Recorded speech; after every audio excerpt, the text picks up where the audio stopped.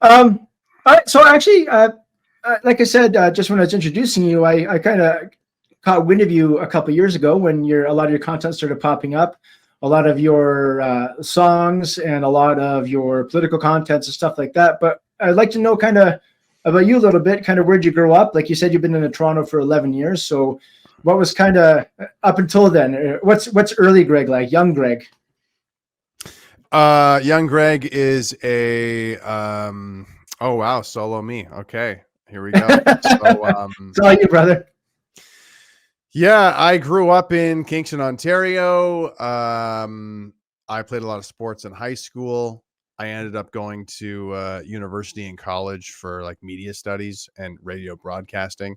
I was very much like a liberal minded person at the time. Like I wasn't super political, but I always thought like, you know, hey, I'm freedom and love and I'm a hippie and we can all get along and blah, blah, blah. And yeah, gay people, you know, like that was sort of the status quo that I accepted and believed. And yeah, I think a lot of what kind of animates my political sort of drive now is I really like good stuff. And I mean that as in like media. I like a good TV show. I like a good movie. And I guess like more and more, it seems like we can't really have good stuff. We can't really make good stuff, especially with the political correctness and that sort of thing. And that's in a big way, that's kind of what drives me. It's like, it scares the hell out of me when there's like, not only is there political correctness, but they're going to try to take away freedom of speech in Canada. And it's like, man, like we're never going to be able to have like good TV shows ever again. This sucks. Yeah. This is terrible. But yeah, my kind of red pill journey was, I'm kind of like a media nerd. Like I learned a lot about how mass media relates to democracy. There's a bunch of mostly useless information in university that I paid a lot of money for.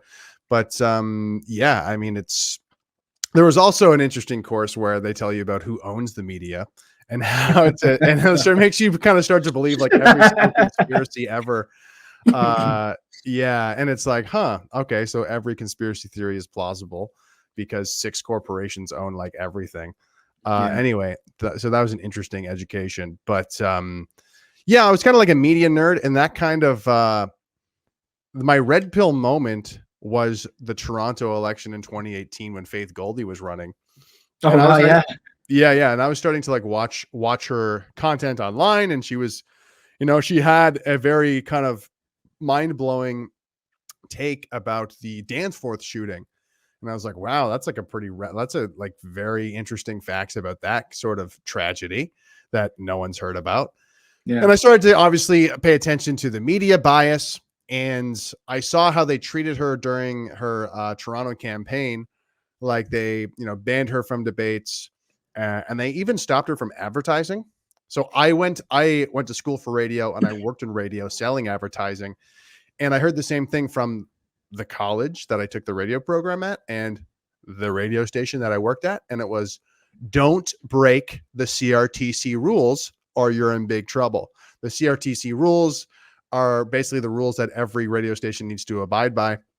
And when this scenario of just like not allowing Faith to like run her radio ads, that was like a huge violation of those rules. I saw that happen. And then I saw no one give a fuck that these rules were broken. And I was like, okay, so if those rules don't apply, then this whole thing is kind of just a facade. Like who knows how deep this corruption goes? Like it was drilled into my head by the college, by the radio station I worked at. You cannot break these rules. And it's like, well, actually we can break the rules if we want to, because we're Bell Media and we're probably in bed with this, that, and the other. And, you know, I started to complain online about it on Reddit. And I also saw the censorship happening on Reddit as well, which is a whole other, if you've ever been like on a Canadian subreddit, you know how horrible it is. Anyway, PPC Maxime Bernier came along and I said, you know what, maybe I should do more than just complain on the internet. So got involved with the party. Long story short, made some connections there, and someone was like, you should run for hey Greg, you should run as a candidate. And I was like, wow, great idea. So I did that, and that kind of pushed me to fight the misinformation about the party. PPC was branded very effectively as racist in the Canadian media. So I started to make my own videos to combat that information. That's how I got into that. That's what really pushed me and thrust me into YouTube. I was doing some comedy videos, some musical comedy stuff at the same time, just because it was stuff that I was making naturally to express my angst and my smart assery, if you will. And then, yeah, after the campaign, I had like a couple thousand subscribers, and I was like, okay, that's not nothing. And then soon after that, COVID lockdowns happened, and it's like, wow, I have a lot of time on my hands. maybe I'll continue to post stuff like this online. And then, of course, as you know, the trucker convoy happened. I attended that. I recorded a bunch of interviews there. Now people call me a journalist sometimes. And I've tried to embrace that a little bit and use my broadcasting skills of interviewing people to try and kind of like, share crazy stories that are happening in this country and hopefully try to save it from being completely destroyed or kind of turned into some mutated, globalist experiment.